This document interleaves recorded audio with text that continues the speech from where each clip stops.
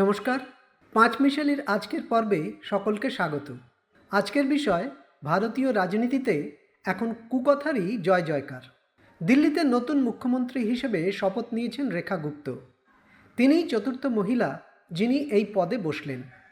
এর আগে বিজেপির সুষমা স্বরাজ, কংগ্রেসের শীলা দীক্ষিত এবং আম আদমি পার্টির আতিশি মার্লেন দিল্লির মুখ্যমন্ত্রীর পদে বসেছেন। রেখা গুপ্তকে দিল্লির মুখ্যমন্ত্রী চেয়ারে বসিয়ে বিজেপি একসঙ্গে অনেক বার্তা দিল।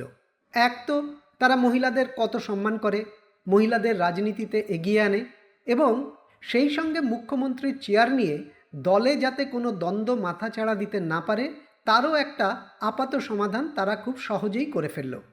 কারণ দিল্লি বিধানসভা নির্বাচনে অরবিন্দ কেজরিওয়ালকে হারিয়ে জায়ান্ট কিলার আখ্যা পাওয়া প্রবেশ বর্মা এবার মুখ্যমন্ত্রী পদের প্রধান দাবিদার ছিলেন।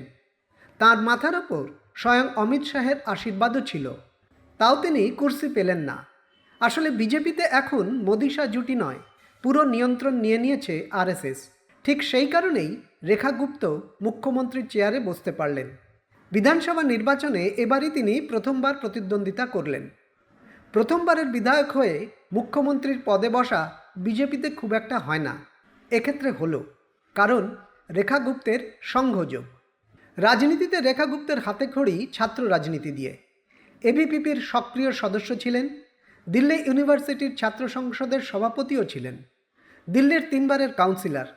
ফলে প্রথমবারের বিধায়ক হলেও তার একটা দীর্ঘ রাজনৈতিক ইতিহাস আছে। সেসব তো ঠিক আছে, তাহলে এর মধ্যে কুকথা আসছে কোথা থেকে? আসছে রেখা গুপ্তের সমাজ মাধ্যমের পোস্টের দিকে একটু তাকালেই তা বোঝা যাবে। যদিও মুখ্যমন্ত্রী হিসেবে নাম ঘোষণার পরেই তাঁর কর্মী সমর্থকেরা সমাজ মাধ্যমে তাঁর করা পুরনো পোস্ট প্রাণপণে মুছে ফেলা শুরু করে দিয়েছেন।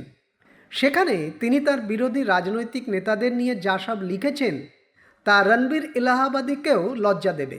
অরবিন্দ কেজরিওয়ালকে নিয়ে তিনি সমাজ মাধ্যমে যা লিখেছিলেন তা ওই তথাকথিত কমেডিয়ান রণবীর ইলাহাবাদীর করা মন্তব্যের চেয়ে কোনো অংশে কম নয়।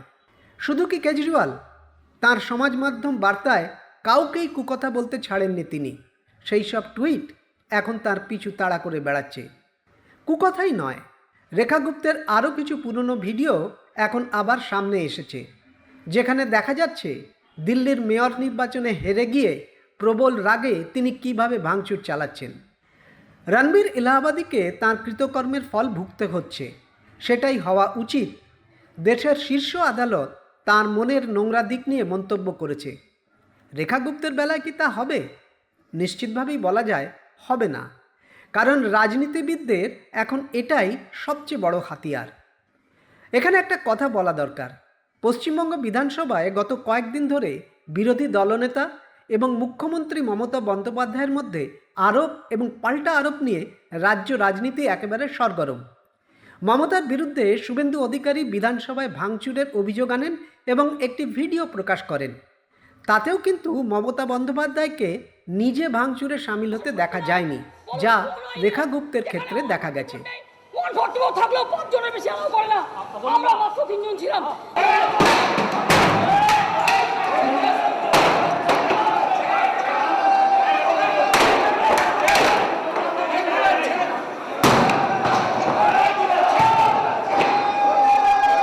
এবার দিল্লির যে নতুন মন্ত্রিসভা হলো তার দিকে তাকিয়ে দেখুন।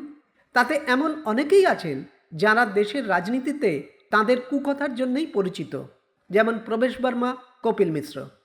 তাই বলছিলাম, দেশের বর্তমান এবং ভবিষ্যৎ রাজনীতিতে এই কুকথার দাপট আরও বেশি করে দেখা যাবে। দিল্লির বুকে কপিল মিশ্রা, প্রবেশ বর্মা বা অনুরাগ ঠাকুরেরা যা করেছেন, এ রাজ্যে বিজেপির হয়ে একা শুভেন্দু অধিকারী কুকথার প্রতিযোগিতায় সকলকে পেছনে ফেলে দিচ্ছেন। তাই তৈরি থাকুন, আগামী দিনে দেশের রাজনীতিতে রাজ করবে কুকথা। আজ এই পর্যন্ত। ভালো লাগলে সাবস্ক্রাইব করবেন, লাইক, কমেন্ট, শেয়ার করবেন আর অবশ্যই বেল আইকন প্রেস করবেন। নমস্কার।